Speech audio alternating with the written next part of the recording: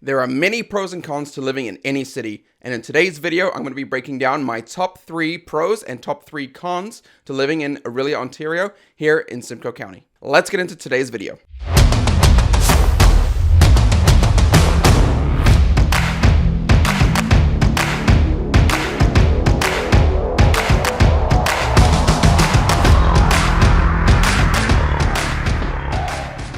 What's up guys, my name is Ryan Megson. Thanks as always for watching. If you don't know me, I'm a licensed real estate agent here in Orillia, Ontario, servicing Simcoe County and Cottage Country. If you're thinking about buying or selling in this area, there's a link in the description. You can book a one-on-one call with me straight into my calendar. To kick things off, I'm going to be going into my top 3 pros. Pro number 1, small town feel with big city amenities. Orillia has a lot of great amenities that you would usually only find in big cities, but it still retains that small town feel.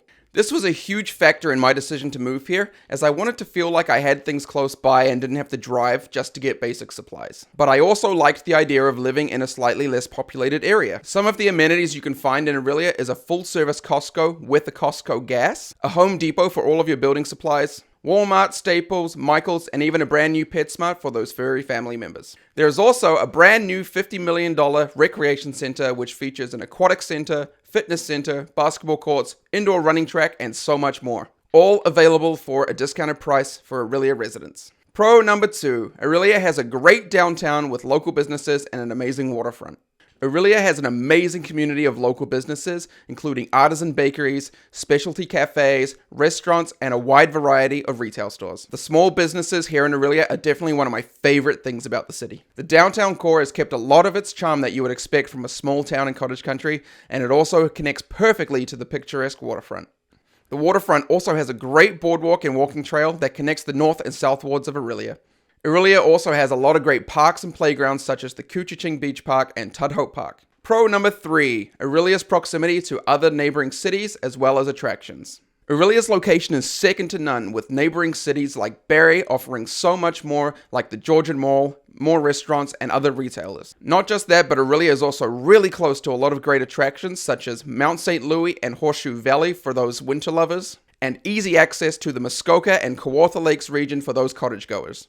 Now let's get into some of my top cons for living in Orillia. Number 1, the proximity from Toronto.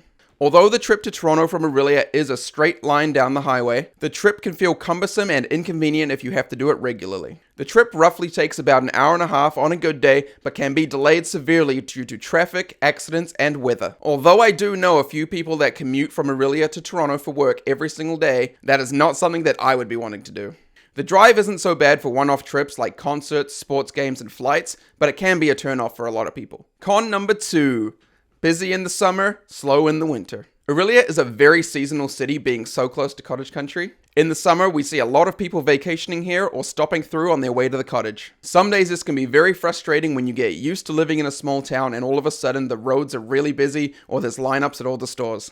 In saying that, Orillia can also feel very slow in the wintertime. Traditionally, not that many people come up here in the wintertime, and it can start to feel a little bit lonely. In saying that, with the recent travel restrictions and more people moving to the city, Orillia is starting to feel busier every single year. And finally, con number 3, the winter and the snow. It is well known that Ontario has some pretty rough winters. But let's take a look and compare Orillia's winter to Toronto's winter, which to some people is bad enough. On average, Orillia receives approximately 45% more snow than in Toronto, with between 110 and 125 millimeters of snow between December and February, compared to just 70 to 90 millimeters in Toronto. Overall though, Orillia does a great job of keeping the roads plowed, and unless you're regularly taking the highway, you shouldn't see too many delays in your day-to-day life. Orillia also sees cooler temperatures averaging 2 to 4 degrees colder than Toronto in the winter months. To some people, this may be a deal breaker, but to most, it's not so bad. So there you have it, guys, my top pros and cons to living here in Orillia. I personally love living here, and the pros definitely outweigh the cons. So thanks again for watching, guys. If you are looking at buying or selling here in Orillia or the surrounding areas, you can book a one-on-one call with me using the link in the description below. Make sure to like this video if you got some value from it, hit that subscribe button, and hit the bell to be notified whenever I make a new video. I post new videos every week, and if there's something you'd like to hear from me, please let me know in the comments below. Thanks for watching. I'll see you in the next video.